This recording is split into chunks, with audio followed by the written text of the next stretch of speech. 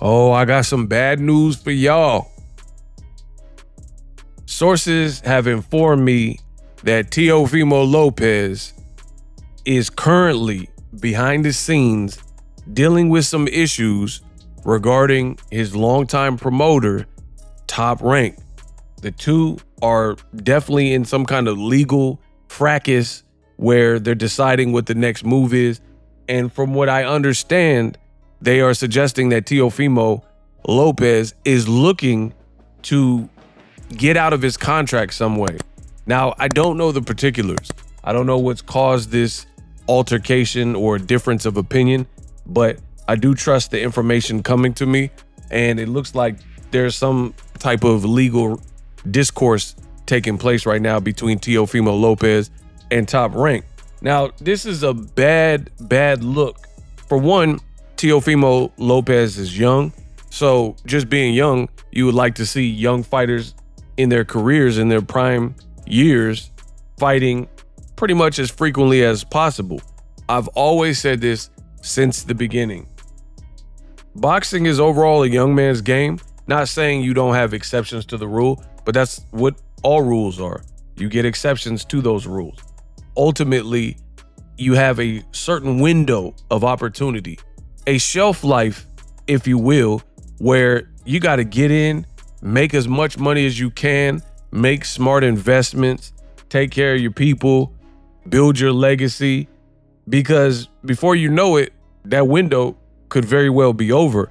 And I think we are seeing that right now with a lot of the prominent fighters. Like, and I hate to throw people under the bus, but for an example, like a Danny Garcia, some people are saying he should retire. I mean, where do you go? You tried your hand at 160 pounds. It was really a catch weight of 150 something.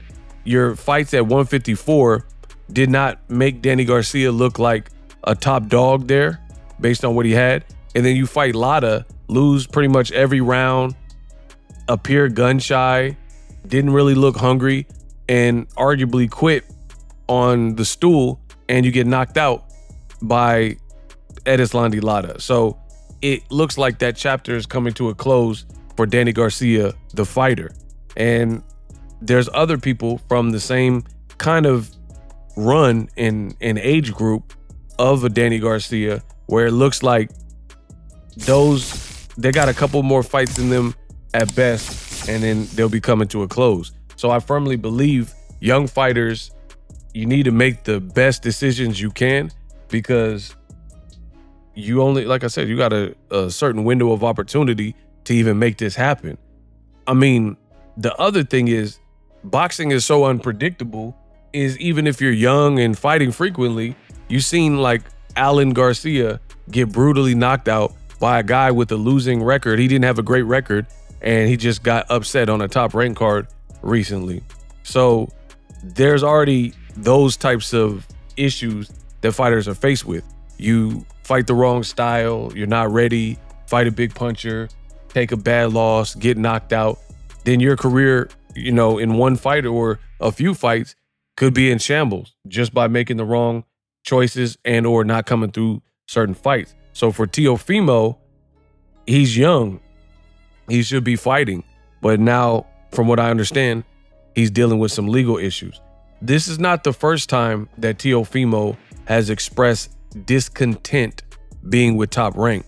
In fact, when Triller bid and won on his fight to secure the rights for the George Kambosos fight, Teofimo started taking shots at Todd DeBuff namely, but also Top Rank in general.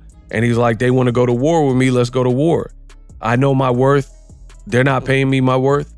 Teofimo has also done more recent interviews where he basically stated, I believe it was with Cameron and Mace, "It is what it is" podcast.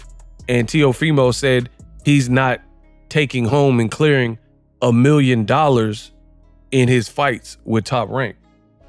So that's a bad look too, because you look at his contemporaries or the people that others link to him, guys like anybody, Devin Haney, Gervonta Davis especially, Shakur Stevenson, they're definitely clearing $1 million take home in some, if not all, their fights. Even a guy like Frank Martin on PBC, I guarantee you he cleared $1 million in his fight with Gervonta Davis. Now, the fight didn't play out in his favor, but we're just talking about the finances. So for Teofimo, he probably feels like he could do better elsewhere or better on his own or whatever. And I think a lot has to do with it financially. Teofimo has always fashioned himself as kind of the best of his generation. He definitely speaks highly of himself in terms of his ability as a fighter. He's saying these other dudes can't match him. He says he'll beat the Haneys and wants to fight Tank and all that. So ultimately, it sounds like money has a lot to do with it. And that's the thing with Top Rank. Top Rank, they handle business how they handle business, and it has been the case. But what I've noticed is a pattern. When you get to a certain threshold where your reputation or image or brand you feel is bigger, where you should start getting the bigger paychecks.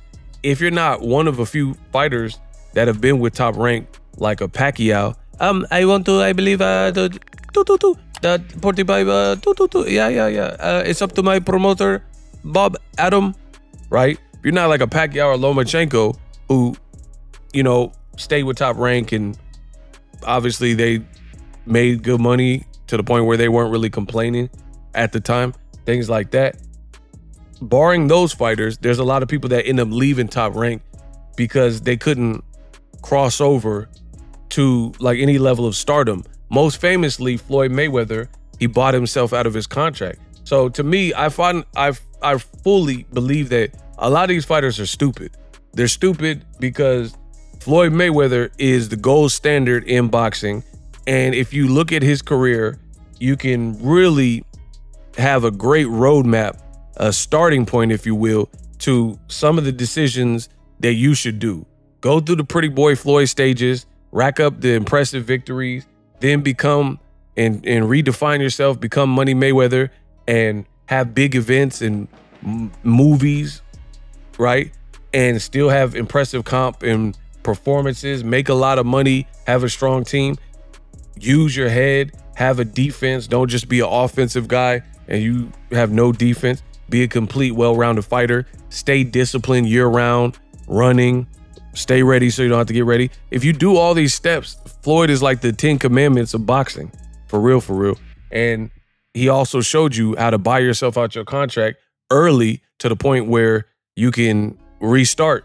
And that's what he did. He bought himself, I have the video. He bought himself out his Top Rank contract for $750K. And I was right there at Tank's show in Baltimore where Floyd said it, and I captured it on camera. So that's what Floyd did. He took his career in his own hand. Now you're starting to see a few more fighters like Berlanga. He said it wasn't cracking and working out with Top Rank, so he kind of did the same thing.